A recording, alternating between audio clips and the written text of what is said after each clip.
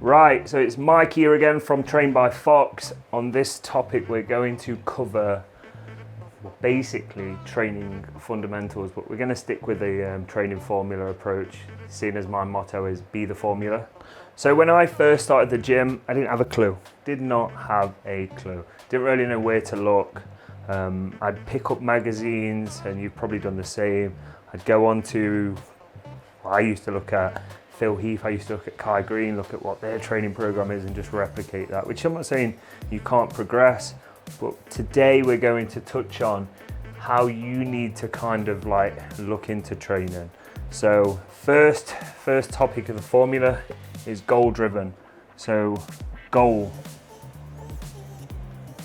Here, you need to basically have a vision of what you're trying to achieve. So let's say you look in the mirror and you think, right, I want to grow muscle. Now, rapidly straight away, look at your body fat. Now, are you carrying a lot of body fat? If you are, you're gonna find it very hard to basically make progress in terms of muscle gain. Now, you're going to make newbie gains initially, but the best approach here is dropping your body fat, making your body a little bit more insulin sensitive and driving that food more towards where we want it. I'm not going to go into that all sciencey. So we've got a vision. Now, are you committed to a time frame? Now, you got an holiday that you're trying to go for, a wedding, so you need to be conscious of that.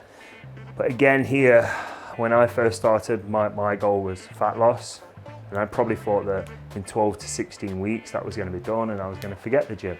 And it doesn't. It just becomes a new kind of lifestyle. So having a vision, having a little bit of a time frame is pretty much irrelevant as you start getting a little bit more attached. People watching this, you're probably already attached. Now, whatever your kind of goal is and everything else, is it sustainable? Like the amount that you've got to commit to, is it sustainable for your lifestyle, your weekly routine and so on? Don't over prescribe yourself too much. Don't put too much on your shoulders. So we've covered the goal. Now we're going to go into the next part. Now, program efficiently. And this is basically being smart with your programming. Now, when I started, I used to train 6 days a week. Those sessions would last probably 60 to 90 minutes. And I remember a guy, one of the gym owners, he used to tell me that I was the hardest person training. I wasn't. I was as a madhead. I felt like I needed to do countless reps with countless sets and move to the next set like my life depended on it. So I was like, boom, boom, boom, boom. But anyway, train efficient. I've picked up many injuries over the years, and it's probably from either my recovery being poor, my programming being poor, or my form being poor. What you need to make sure is that whatever you program, the split you program fits your lifestyle. And I'll keep saying this because there's been multiple times I've written a training plan. I'll show you mine for now. My current training program is going to be a pull, push, rest, lower, arms and delts, rest, repeat with 2 rotations. Now if you look in here for my pull session, we've got 5 exercises. We've got 6 for a push, we've got 6 for a lower, and we've got 7 for arms and delts. Now in total here, we've got 11 sets total. That's roughly how many I'll aim for. And the reason for that is with how busy my work life is right now, I know I can be in and out that gym within 60 to 70 minutes. And I can auto regulate that based on 2 days on, 1 off, 1 off. And that's pretty much a staple for me for many clients. So you need to look at the days that you can actually commit to being in the gym. Now, it needs to be, when you're programming, it needs to be a mixture of what you want to do, because you need to enjoy training, and a mixture of what you need to do. So I kind of set here a bit of a 30-70 rule. 30 being what you enjoy doing, 70 being what you want, what you need to be doing. Then you don't want to just prioritize what your favorite Instagrammer's doing, or the guy in the gym that looks like they put a lot of tissue on and everything. You need to find something from a mechanical standpoint or recovery standpoint you can do. Like in just as simple as getting onto a particular machine, doing it and making sure that, right, if I'm training my chest, does this movement fit me well enough for me to connect well with my chest? And again, we'll go on to the next one, and that's enjoy movement. Make sure you enjoy your split. Don't just literally, like I see, we trialed Fortitude training for a long time and I absolutely loved it, but it buried me, so I had to stop. Now, so that is programming. So next we'll go into safety. So you need to ensure good form. We need to ensure that through this, that whatever you're particularly doing on an exercise, that again, going back to the exercise selection, it fits you, but making sure that you're not just going for the full range of motion, you're going for a motion that you're secure. Like potentially here, for me, I struggle with a barbell squat because of my limb lengths. I've got arthritis in my hips, and the amount of kind of ankle movement I need, I can't get because my hip then stops. So you need to make sure that fits. Or likewise, I could probably do a large amount of mobility work, fix this issue, and have no issue squatting. That's an argument in its own. Now, make sure the exercise fits. Make sure you can execute safely. Tempo, this is something a lot of new kind of people going to the gym need to really prioritize.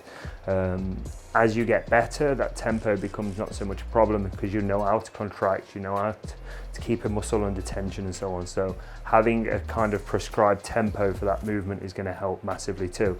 Resting in between your sets, having adequate rest. Like I said earlier on, when I started, it was basically about getting to the next set as quickly as I can and getting to the next movement as quick as I can. So make sure you get an adequate rest between your sets.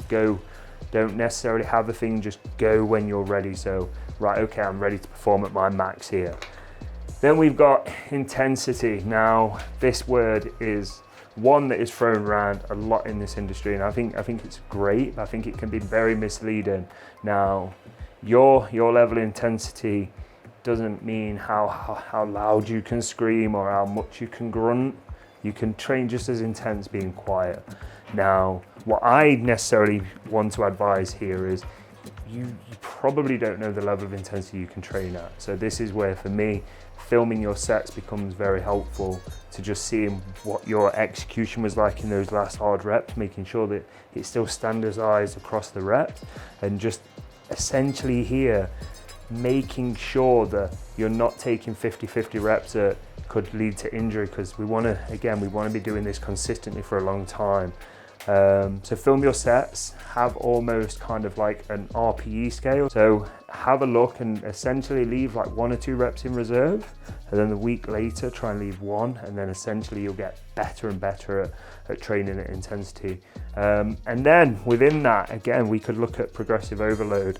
I don't have one here, but get yourself a little notebook, log your sessions, and just make sure you're progressing, and don't shift between program and changing exercise out because on that particular day it didn't go well. You need to be conscious of how long you're doing it for. You're not going to make progress on movements overnight.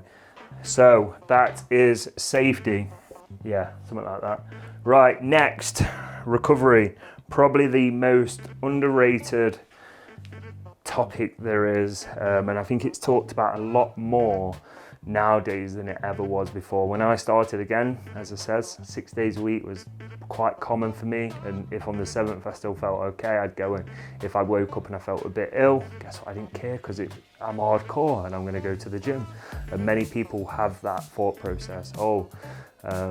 My knee hurts, well guess what, I'm going to put some deep heat on it and I'm still going to do this. And it's probably your body telling you need to rest.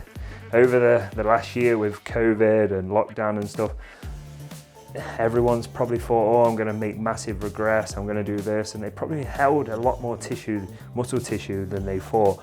So recovery, you can do this by taking adequate amount of rest days through the week, auto-regulating your training on how you feel, listening to your body, getting an adequate amount of sleep in, looking at supplementing sleep if you need to maximize that, and then above all, nutrition. Now, again, going back to what I was saying earlier, some of the diet advice I took was basically to lose fat, eat less, move more, which again you could argue is right, but if you're not eating enough to recover, then you're not going to perform well, and that fat loss is going to take a hell of a lot longer. So make sure you're eating enough. There's multiple bits of advice out there. I've recently put a post on my Instagram about working out your macros. You could look at that. If you have any questions around that, please shoot me a message. But yes, peace out. Thank you.